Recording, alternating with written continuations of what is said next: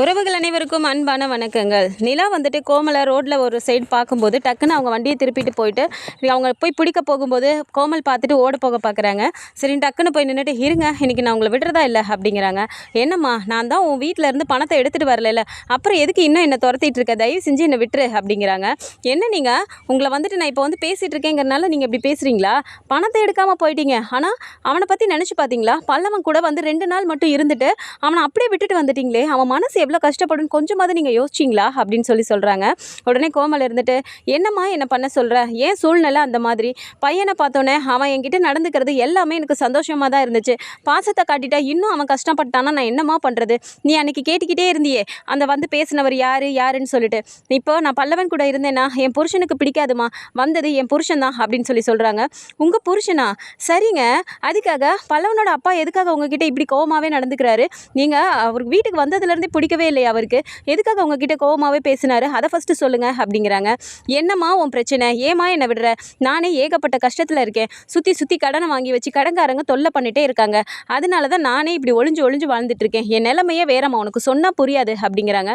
அதெல்லாம் சரி, நீங்கள் அப்போது வீட்டுக்கு பல்லவனுக்காக வரல அப்படி தானே, நீங்கள் அன்றைக்கி பேசிகிட்டு இருந்ததை வச்சு நானே கேட்டேன், அப்போது அப்படி நீங்கள் நடந்துக்கிட்டீங்க அப்படின்னா அப்போ காசுக்காக தான் நீங்கள் அந்த வீட்டுக்கு வந்தீங்களா அப்படின்னு கேட்குறாங்க. ஆமாம்மா, என் கடன் பிரச்சனை அந்த மாதிரி, காசுக்காக தான் நான் வந்தேன், ஆனால் உன் வீட்டில் இருந்து தான் நான் காசை எடுக்கலைல்ல அப்படிங்கிறாங்க. என்னங்க நீங்கள் இப்படி பேசிகிட்டு இருக்கீங்க, பல்லவனோட அப்பா உங்ககிட்ட இப்படி கோவப்பட்டுட்டே இருக்காரு, ஏதோ ஒன்று நடந்திருக்கு, என்ன விஷயம் சொல்லுங்கள், எதுக்காக அவர் உங்களை இப்படி வெறுக்கிறாரு அப்படின்னு கேட்குறாங்க. நீ என்னம்மா திரும்ப இப்படியே கேட்டுட்டு இருக்க, பல்லவனை வந்துட்டு நான் விட்டுட்டு வந்தேன்னா, என் பையனை நான் அவர்கிட்ட விட்டுட்டு வந்தேன்னா அவர் கோவப்படாமல் வேறு என்ன பண்ணுவார் அப்படின்னு கேட்குறாங்க. என்னது, உங்கள் பையனை விட்டுட்டு வந்தீங்களா? அப்போ பல்லவனோட அப்பா அவர் தானே அப்படிங்கிறாங்க. இதுக்கு மேலே உனக்கு ஏதாவது தேவைன்னா நீ அவர்கிட்டே போய் கேட்டுக்கோ, என்ன தயவு செஞ்சு தொல்லை பண்ணாத அப்படின்னு சொல்லிட்டு அவங்க பாட்டு கிளம்பி போயிடுறாங்க. இந்த இடத்துல நிலாவுக்கு ரொம்பவுமே ஒரு மாதிரி ஆகுது. சரி, நடேசன் கிட்ட எப்படியாவது இதை பற்றி பேசி ஆகணும் அப்படின்னு சொல்லிட்டு அவங்க திரும்ப ஆஃபீஸ்க்கு போகவே ஒரு மாதிரி இருக்குன்னு சொல்லிட்டு ரிட்டன் திரும்ப வராங்க. அப்போ வரும்போது பார்த்தா அவர் ஒரு மரத்தடியில் அங்கே கோவில்கிட்ட உட்காந்துட்டு இருக்காரு. போயிட்டு, அங்கிள் இங்கே கொஞ்சம் வாங்க, உங்ககிட்ட பேசணும் அப்படிங்கிறாங்க. என்னம்மா ரோட்டில் வச்சுட்டு என்னம்மா பேச போகிறேன், வீட்டுக்கு தான் நான் வந்துட்டு இருக்கேன், வீட்டுக்கு போ அப்படின்னு சொல்கிறாங்க. இல்லை அங்கிள், இந்த விஷயத்தை வீட்டில் வச்சு பேச முடியாது, ஒரு நிமிஷம் நில்லுங்க அப்படின்னு சொல்கிறாங்க.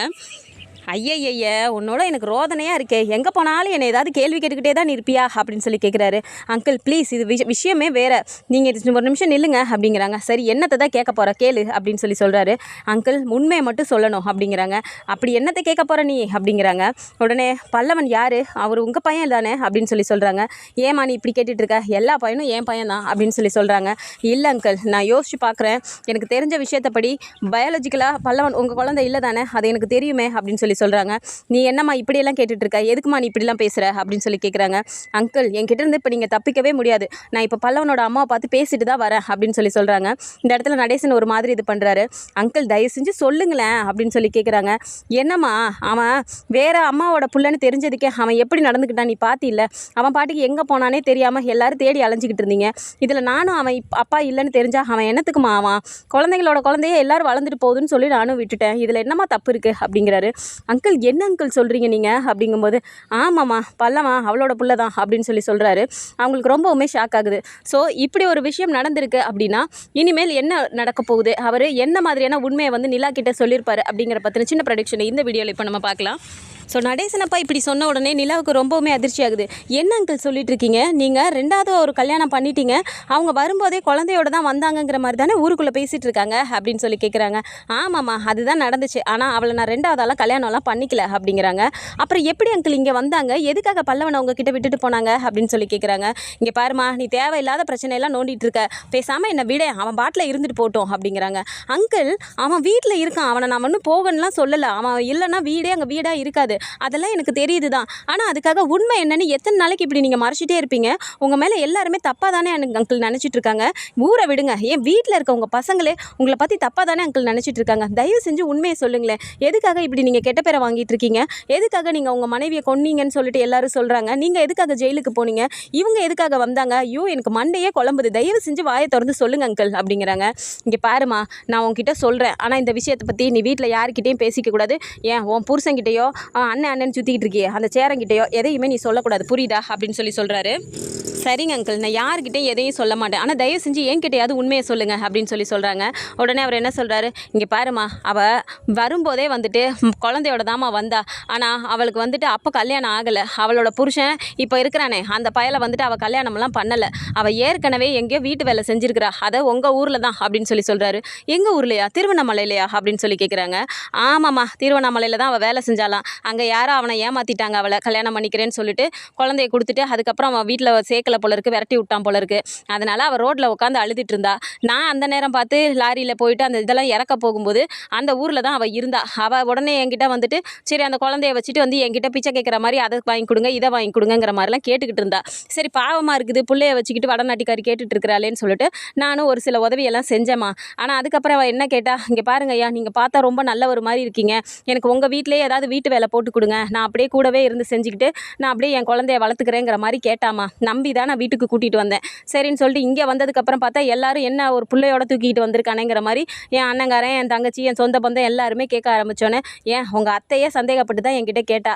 அப்போ என்னால் நான் இல்லை வீட்டு வேலைக்கு தான் கூட்டிகிட்டு வந்திருக்கேன் அப்படின்னு நான் சொல்கிறதுக்குள்ளாட்டியும் பல்லவனோட அம்மா இருந்துக்காலே இந்த பண்ணி பார்த்துட்டு வந்தேன்னு சொன்னில, அவள் உடனே அப்படியே அண்டர் பல்ட்டி அடிச்சிட்டாமா அப்படிங்கிறாங்க. என்ன அங்கிள் அப்படி சொன்னாங்க அப்படின்னு சொன்ன உடனே, என்னை வந்து இவர் கல்யாணம் பண்ணார், இந்த குழந்தை வந்து இவரோட குழந்தை தாங்கிற மாதிரி எல்லாருக்கிட்டையும் இவ சொல்லிட்டாமா.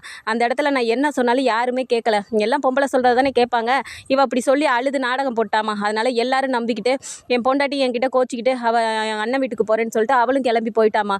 அதுக்கப்புறம் சமாதானப்படுத்தி அங்கே போய் பேசி அங்கே பெரிய பிரச்சனையாகி பிள்ளைங்களையும் கூப்பிட்டு போயிட்டனால அங்கேருந்து நான் கூட்டிகிட்டு வந்தேன். இவளை எப்படியாவது வீட்டிலேருந்து துரத்திடணும்னு பார்த்தா இவள் வீட்டுக்குள்ளாரே உட்காந்துக்கிட்டு ரொம்ப பெரிய பிரச்சனை பண்ணிகிட்டு இருந்தா. எனக்கு அந்த இடத்துல என்ன பண்ணுறதுனே தெரியல.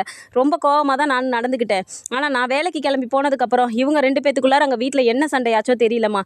நான் வேலைக்கு போயிட்டு வீட்டுக்கு வரும்போது பார்த்தா ஊரே சூழ்ந்து வீட்டுக்குள்ளே நிற்கிது. என்னடா ஏதுடான்னு சொல்லிட்டு நான் வந்து பார்க்கும்போது பார்த்தா உங்கள் அத்தை இறந்து கிடக்குறா. இதுக்கு மேலே நான் என்ன பண்ண முடியும் சொல்லு அப்படின்னு சொல்கிறாங்க. எப்படி அங்கிள் நடந்திருக்கும், ஆனால் இதுக்கும் உங்களுக்கு என்ன சம்மந்தம், எதுக்காக உங்களை சொல்கிறாங்க எல்லாரும் அப்படின்னு சொல்கிறாங்க.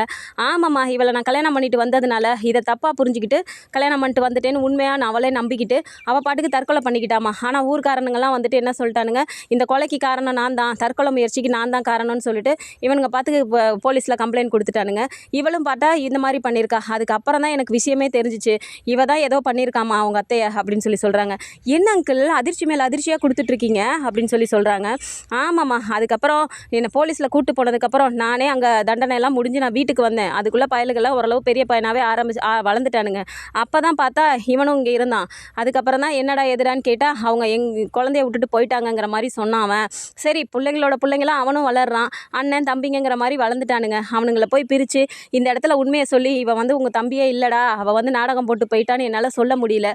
சரி இருந்துட்டு போட்டும், அவளும் இல்லையே இவனுங்க கூடயாவது இருக்கட்டும்னு சொல்லிட்டு நானும் அப்படியே விட்டுட்டேம்மா. அவனுக்கு நான் தான் பல்லவனே பேர் வச்சேன் அப்படின்னு சொல்கிறாரு.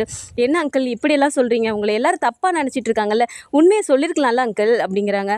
நீ என்னம்மா திரும்ப திரும்ப இப்படியே பேசிகிட்டு இருக்க, இந்த உண்மையை நான் போய் சொன்னேன்னா பல்லவன் என்னம்மா நினப்பான், ஏற்கனவே வேறு அம்மாவுக்கு பிறந்த பிள்ளைன்னு நினச்சிக்கிட்டு தான் அவன் பாட்டுக்கு போய் எங்கே போனான்னு தெரியாமல் போய் உட்காந்துக்கிட்டான். போய் தேடி கண்டுபிடிச்சி கூப்பிட்டு வந்தீங்க.